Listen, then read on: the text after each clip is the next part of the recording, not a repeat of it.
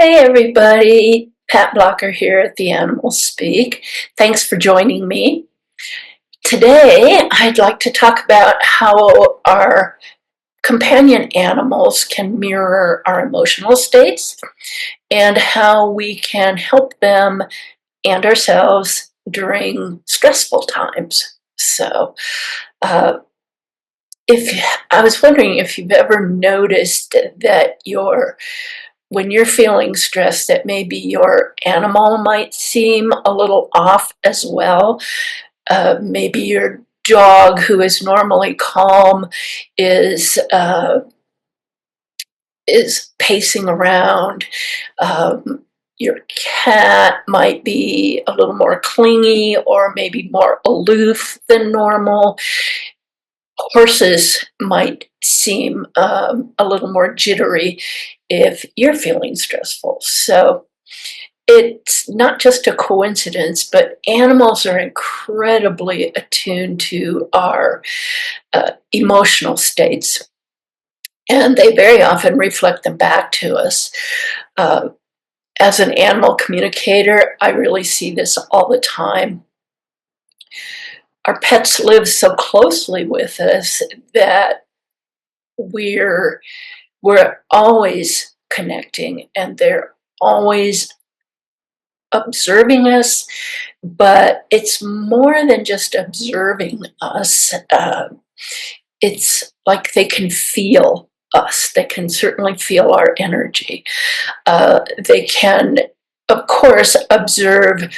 You know, if you're feeling stressed, you maybe move a little bit differently, and maybe you talk faster. Maybe your voice is a little higher pitched.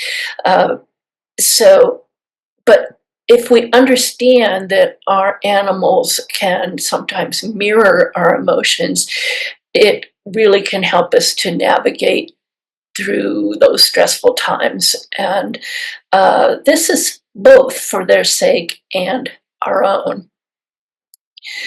So, why do pets mirror our emotions? As I said, they're highly perceptive to subtle cues, and as I said, our body language, but then also they can really feel our energy. So, dogs, being social creatures that they are, uh, they instinctively read emotions of everyone around them. If you're nervous, then it's likely that you might see your dog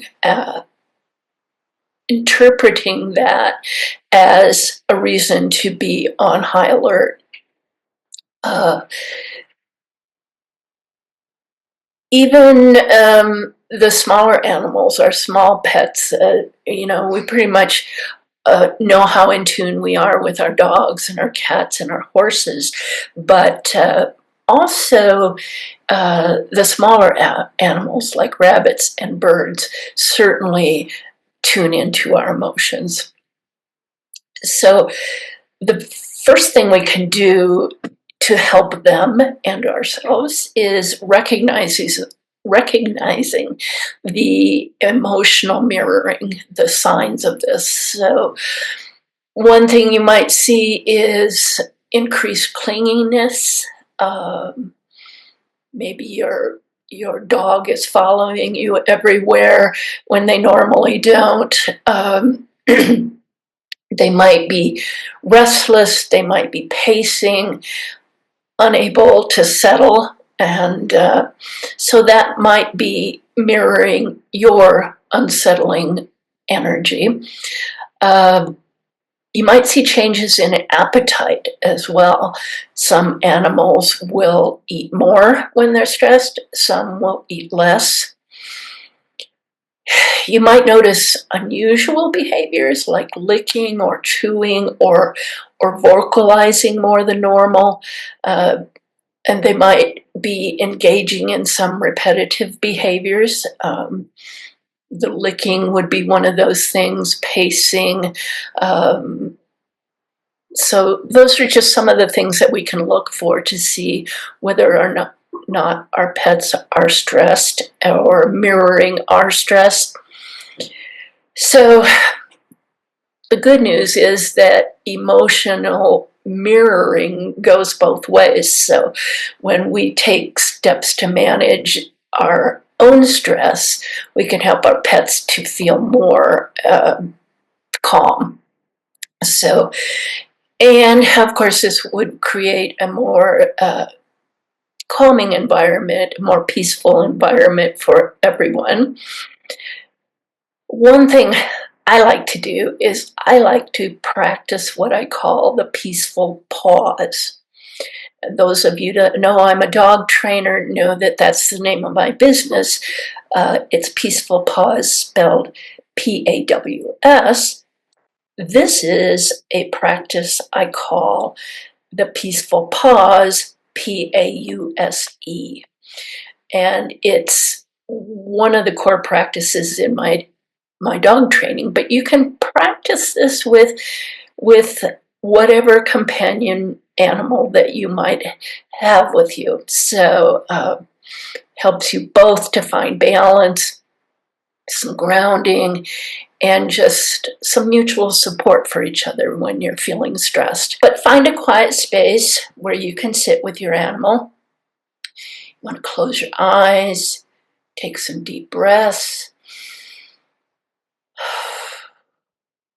and just concentrate on your breath and slow your breathing.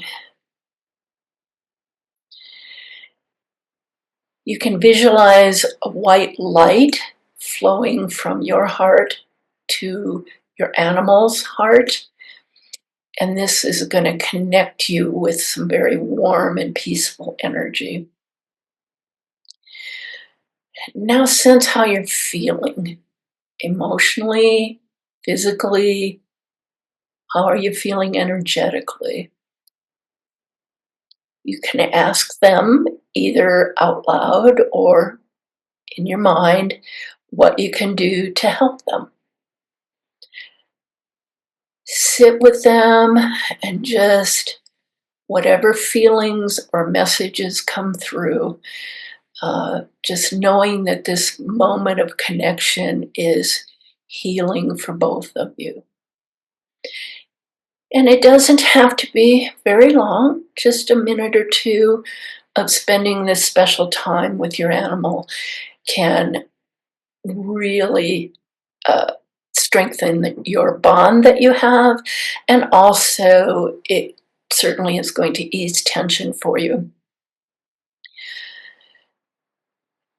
We want to help our animals also by maintaining a routine and retaining as much structure as possible.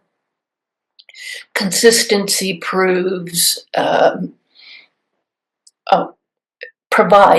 consistency provides security for your pet.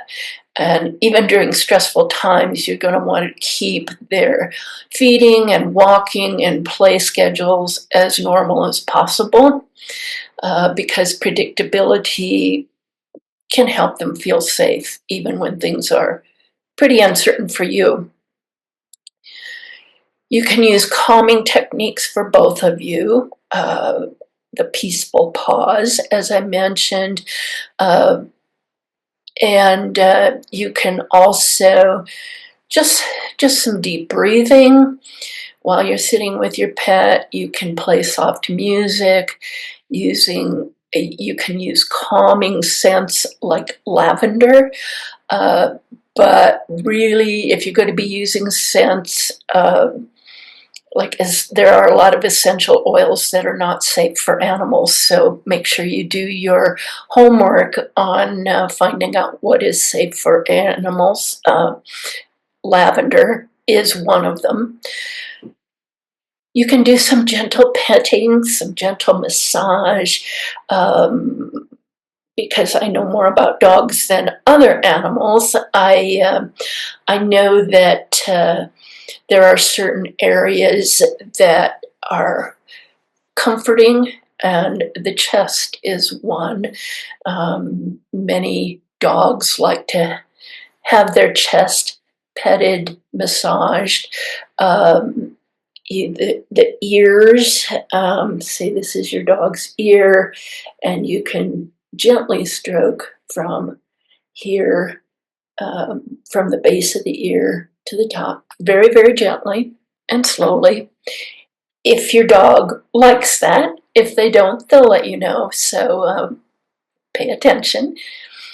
We also want to maybe create a safe space for your animal so that they have a place to retreat when they need to recharge, when they need um, to just decompress. So you can create a safe, comfortable place for them. That would be a bed in a in an area that's not a high traffic area in your home, and as long as it's comfortable and they can seek some refuge there.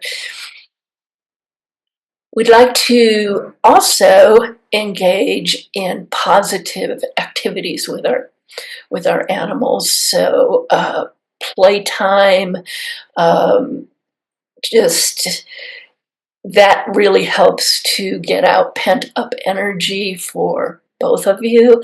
I know the other day I was feeling a little stressed out about something, and my dogs just insisted that we go.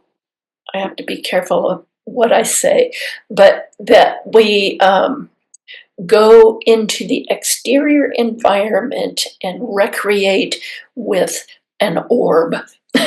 I have to talk that way around them, otherwise they're going to get really excited. But yeah, that, of course, the activity, the fresh air, that really helped me to feel better, and I know that they felt better afterwards too. So another thing that we can do is just use that connection that you have with your animal to reassure them that everything is okay. And even if you're not feeling so okay, um, just talking to them in a soothing voice, and that's going to help to relax your energy, and that can make a big difference in how they feel. We can seek extra support when needed during trying times. If your stress levels are really high for an extended period, it might help to seek some professional support for yourself, but also for your pets. Animal communicators like myself can help you, behavior specialists or holistic veterinarians can help you to understand how your pet is feeling and offer ways to support them emotionally. Our pets are really more than companions. They're our emotional partners. I sometimes call my dogs not just emotional support dogs, but emotional guide dogs. Like I said the other day, they guided me to go outside and have some fun for dogs. So, but by being well connected, by being mindful of our emotions and how they affect our animals, we can just take some intentional steps to create a more balanced and a more peaceful environment for everybody. And but also remember that your if your pet mirrors your stress, they can also mirror your calm. So the more we care for ourselves, the more we can offer that sense of security and love that they give us every day. So I'm wondering, have you noticed your pet ever responding to your emotions? If you have, you can try the peaceful pause, Pause, And let me know in the comments how that feels for you and your animal. I'd love to hear about your experience. Now, I also want to share a little news with you. I am about to release my new book called The Peaceful Pause Method, and that's Connecting Hearts and Transforming Lives. For you dog people in this group, it's a guidebook really to my peaceful pause method, but it's more than a guidebook. It's really an invitation to explore further that extraordinary bond that you share with your dogs. Uh, it's got some practical training insights. It's got some uplifting stories. It's got it just is a new approach from much of the traditional training. Uh, we want to really make this a joyful experience for everyone, and an experience. Training should, I say that training is better if you start with not commands, but with compassion. So that's what the book is all about.